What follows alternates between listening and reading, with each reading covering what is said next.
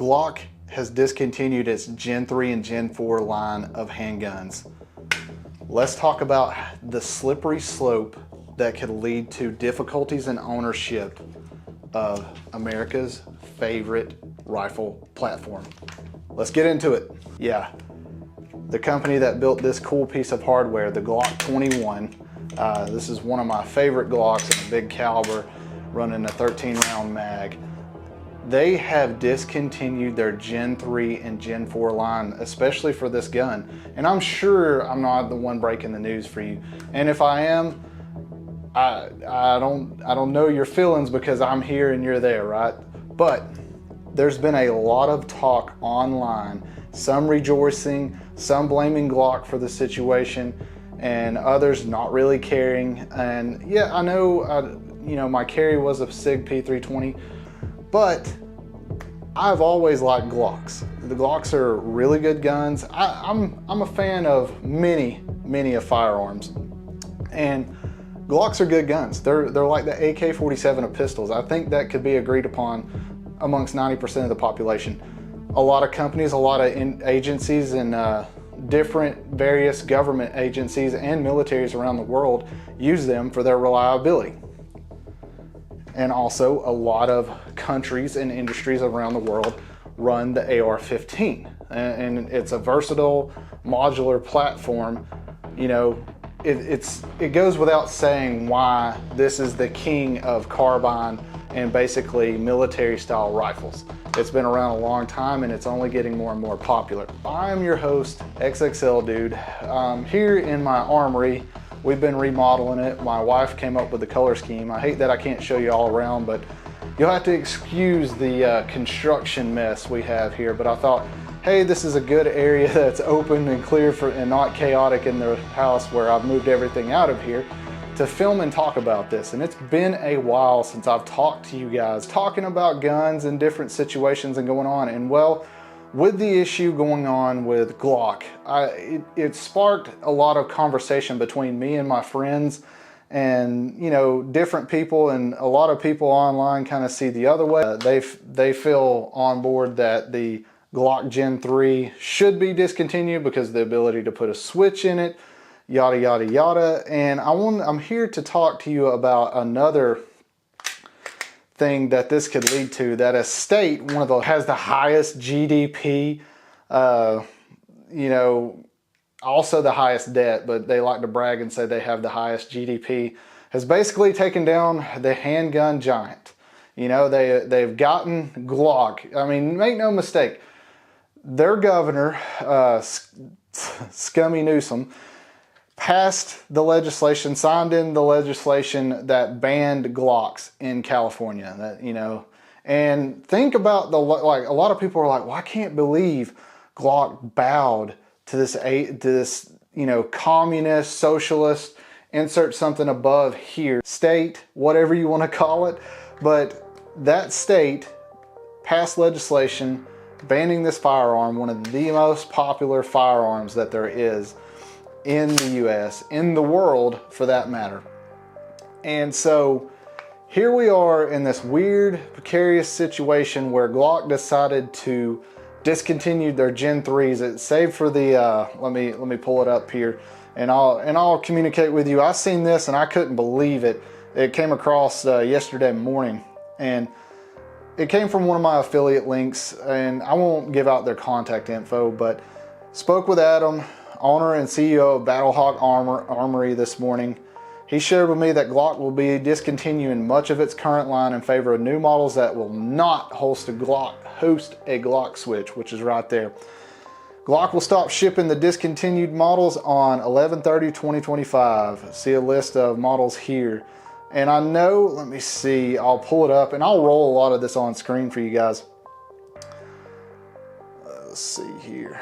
Oh, Glock, I've got to enter my birthday to get on your website. Leave it to Glock. So discontinued models is pretty much all Glock 17s, 19s, the 21 SF, my beloved here. I know a lot of you feel a certain way about 45, but man, that is like, for a Woods handgun, you really can't do much better. You know, a lot of people are like, oh, 10 millimeter, take the 10 millimeter. But the problem is, unless you get specific loads, you're basically just getting a 40 Smith & Wesson long. Whereas 45 is 45, right? God's caliber. So anyways, what we're looking at here, I read somewhere, I want to say it's like the 43, the 43X, and maybe not the 48, the one that was 380 ACP, I think.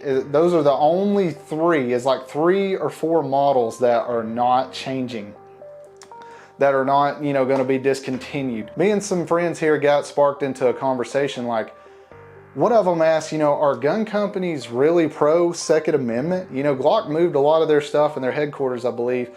I know they have a factory here in Georgia, not far from where I live. And, you know, I believe their headquarters and all that is here based stateside, because the last I checked, we're like their biggest customer. You know, pretty much all law enforcement agencies local to me that I can think of are running Glocks, you know, and some type of Glock product, whether it be a 17, you know, a 48 or whatever, they're running some type of Glock product. And we talked about how these companies, you know, claim to be pro 2A, but yet here they are bending their will. And I was, you know, they're like, why are they doing this with California? They're like, come on, it's California. And I said, well, think about something.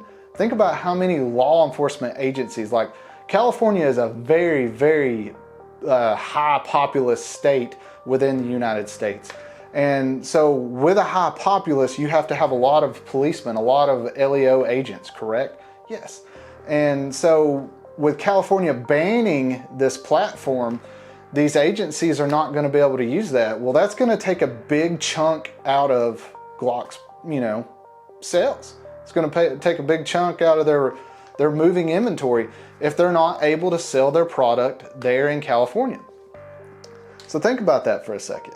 If you take politics and ideology out of it and you look at it from a business logic, you're like, holy shit, we got to do something, right? Like if you're in that, if you're like, politics and everything else mean nothing to you, it's all about growing the business and making the business. And lawsuits can take years and years to get, like, obviously if Glock challenged this thing, it's going to get tied up in the courts and go to the Supreme Court. When? 3, 4, 5 years from now, something like that, you know? And you think about this situation, how many years are they going to take a hit in the pocketbook from this? And I'm not trying to side with Glock on this. We're probably going to go the other way here in a second on the conversation. But you have to look at it from both angles to get a general understanding. I think a lot of us right now, we get this tunnel vision and we just think 2A, 2A, 2A, and we don't sit here and look around and anticipate. And that's where I'm getting into with the AR-15s, you know, the ability to host a switch, you know, to make a Glock fully automatic because, you know, the hood boys are doing it. It's unlawful gun owners that are causing this issue for us. Like, it's always the case. Legal gun owners don't go out and modify, you know, their equipment to be illegal items that could get them, you know, a decade or more in a federal penitentiary and then take away their ability to own something cool like this. So let's think about that for a second. Like, these criminals don't follow the law, and yet here they are doing this stuff and making illegal guns. I mean, all it's hurting with the law and even the Glock ban, it's hurting the legal gun owners, because a criminal is going to be able to go to the black market and find a Glock. I mean, let's not ignore the elephant in the room. Like, I have one right here. That is a Gen 3 Glock. That right there. That's basically a Gen 3 Glock. It's a polymer 80 and an aftermarket slide, but it's a Gen 3 Glock and it's readily convertible. And the cat's out of the bag on that situation. They are everywhere. They are immensely everywhere. And so it's not going to be hard for them to build one. That's even a ghost gun. So yeah. With that getting into the conversation, like, some people were yada yada this, you know, pro 2A that, if this and that. This is the problem, what happens when states get together and they come up with a platform to ban. Now, let's talk about what the thumbnail's about, right? AR-15s are in just as much danger as a Glock, because we need to pay attention with what's going to happen with our Gen 3 variants. We do. We need to pay attention with what's going to happen to those Generation 3 variants, because this is at a delicate stage right now. Why is that? Why is that, XXL dude?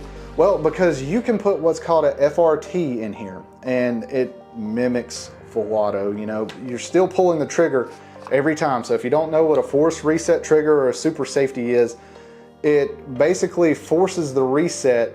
So basically your finger's hitting the trigger every single time, and the gun is able to fire a lot more rapidly with a super safety or forced reset trigger. And I mean, we are at a day and age where you can additively manufacture this trigger system to put in your AR-15. And quite frankly, I am pro that. I mean, I believe that you should have the ability to own machine guns. I think you legally should be able to. I think the NFA is unconstitutional. I think a lot of gun laws on the books are unreasonable, and it's basically politicians are trying to rationalize that with logic of a person who follows the law, right? Like when criminals make that choice, they don't care about the charges. They don't care about the rap sheet that's going to get thrown at them or anything. And a hard fact of the matter is those that have, you know, the glicky with the switch, or whatever you want to call it, when they have the switch in their gun, a lot of times that charge is the first one thrown out for them to make some kind of plea deal. But with states dictating these things about the AR-15, I could see them downright banning this, because you know, we know that super safeties and the FRTs are going to come up. We know that situation is going to come up in the future. Something's going to happen with it, because it always mysteriously, magically does. Something is going to become of it, and it's going to get featured in the headlines, and it's going to get demonized, just like this gun was. And states are going to act because the government is landlocked, and you know, we're in the Trump era. And so I think states will act and say that there needs to be a major design change on the AR-15 so that it cannot accept FRTs and super safeties, you know, and we could get some kind of abomination like what California has already done to these rifles. And we could even go like, this is a ban era AR-15 rifle, like basically like an M4, right? Front sight post gun, detachable carry handle. Yeah, I'm running it with a poor man's ACOG, bite me. It's detachable, so what? I still like the vibe, you know. And guess what? Your stacking tolerances, what does any other mount do? This is a pretty solid, robust mount, bro. But either way, all through 1994 to 2004, that when I was growing up, this gun a civilian could not own. This gun is actually law enforcement only. This gun is actually a law enforcement trade-in, as is our Glock 21. And you couldn't own it as configured. They had to have fixed stocks, featureless barrels, because they called these flash suppressors. Couldn't have anything like that. Couldn't have anything like that on it. Couldn't have the front grip. You know, that's why a lot of ban era guns, whenever I was growing up, had a fixed stock 16-inch barrel and was just like basically just featureless and whatever. And there just wasn't as many accessories out there available to the public.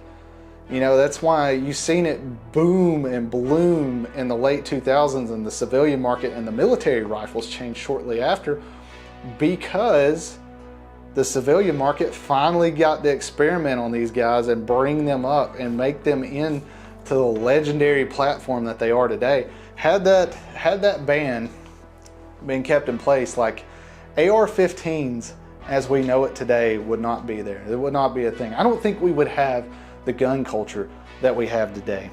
And here we are, they're tongue-in-cheek, you know, banning a platform that many Americans love and use, many service members, many law enforcement peace officers put their life on and rely on. And so what does this mean going forward? What does it mean for Glock? Like, I see a lot of people saying they're not going to buy a Glock again. I mean, it puts me in a weird spot too, getting out here and doing content for you guys. Like I said, and I've not really been able to make a full video on this gun yet. I've still been running it, and there's a few things I want to do to make it cool, because basically right now, I mean, it's just a Glock 21 SF. There's thousands of videos on YouTube about this gun, so I try to feature it when and where I can. But it's like my P320 build in the video I did, you know, just several months ago. Before all this SIG stuff came up, like I said, I'm not here trying to defend SIG as a company, but as of right now, I don't know if I'm going to buy one of their products ever again. And that's kind of where I'm at, sitting with Glock as well. And this whole situation, you know, even though what I have, it's not anti-2A in any way, or the SIG's not a defective product, ran it for 5 years, no issues, but that's my sample case of one. You know, like, I know mine's good to go, and I wanted to do a build on that gun, and then all of this craziness happened, and I'm like, well, I'm gonna have to put that on hold. And also now, like, some ranges close to me, and I'm wanting to get into more training as I can transition into having a little bit more time and doing more, you know, training type things. Ranges are banning that platform. And so now, like, am I gonna get the 3rd degree burn for carrying this sometimes, for carrying my Glock 21? Oh, that's a Glock. You know, it's like Benchmade a few years ago, or a decade ago. You know, whenever they got caught making donations to liberal politicians, the gun community, and I guess the knife community, I guess that's the thing, they all went scorched earth on Benchmade, and they still, like, people still buy Benchmades, but it's not what it was before. And it's like, is that what the situation here is going to be with a Glock? Are we going to be in a situation where you're not pro 2A if you own a Glock? Let me know in the comments what you think about that. Let me know if you think Glock is in the wrong, or you think they're doing the right thing. You think they're about to unveil something cool and new, and this has been in the works, they've been anticipating it. Are they going to be innovative? And it goes back, like, to with the drama, like T-Rex Arms used to beat the Glock drum like crazy. And I won't go into the situations or my opinions on what's going on there, but Isaac, you know, before all of this craziness happened and Lucas leaving the company, Isaac did a fantastic video talking about Glock after Gaston passed away. And he's like, you know, Glock is at a fork in the road where they can stay traditional and hardline traditional, or they can be innovative. And, you know, what's going to happen with them as a company? Which way are they going to go? And now, like, I don't know. I feel like the way Glock pushed this out, and a lot of people, you know, back when the Glock Koa models and everything else, they were saying, oh, that's going to be for government agencies, blah, blah, blah. It's going to replace the P320. Now, like, looking back, you see a little bit more of what's going on, and you're like, they did that to get these, to fill these contracts they have with law enforcement agencies, probably in California, just to get all that pushed out, because they knew the proverbial shit was going to hit the fan there. And so me, the business entrepreneurial side of me, I see the logic that Glock's operating with, but with the hardline Pro 2A that I have, like, basically I'm laissez-faire, however you say that, with the Constitution, hands off. Like, it is, the document is what it is. It needs no modernization. It needs no rewritten. Even though the document is designed to govern government, companies should abide by them and care about, you know, their customers and their consumers' rights just as much, and not just see them as a dollar sign. Know when to take the loss, because I could have seen this being a game winner for Glock, throwing in against them, saying, hey, we need your help. You know, we just lost all this business. We're going to run this new, I think they're coming out with an AR. I keep seeing that going around. Who knows if it's real? I've been told that it is and not. Like, you know, like, hey, let's speed up the process on that. I'm sure the release and advent of the Glock AR would really go a long way. It really would. I'm going to leave you with this, and I want you to think about it, because ever since November of 2024, hopefully, I don't know when you're watching this, hopefully it's soon after I post and not too much later, and not too much more turmoil has become of this, but either way, people have taken their foot. And when I say people, the preppers and the gun community, all of these people have taken their foot off the gas pedal. and they're switching on that cruise control, switching on that Tesla autopilot, as gay as that sounds. And they're offloading a lot of their hardware. I see this when stuff's cheap. It's buying time, baby. It is time to buy, and that's what you're going to see XXL dude doing. I've got a video coming up about that guy up there. I hope you're asking about it. I hope you're looking at that and saying, that's pretty freaking cool. I want to know more about it. So, I mean, if you want to see a video on that, make sure you like and subscribe. Ha! Crazy plug here, huh? Did a crazy plug switcheroo. But back to what I was saying and closing out with you guys on is a lot of people have lifted their foot off the pedal and they're offloading hardware. And I get it. Times can be tough for some of us. You should by no means put your family's well-being, you know, below something like this. But a lot of people are taking a step back and they're thinking, oh, you know, the current administration and the current government has this, even though currently we are shut down. And I'm not going to sit here and take sides, and I try not to be a politicized channel. But I mean, most of you people out there watching this is the Antifa vibe check. You know, they automatically click off whenever they hear conservative things being spoken about. So that's the way we can keep them away from our tactics, right? I digress.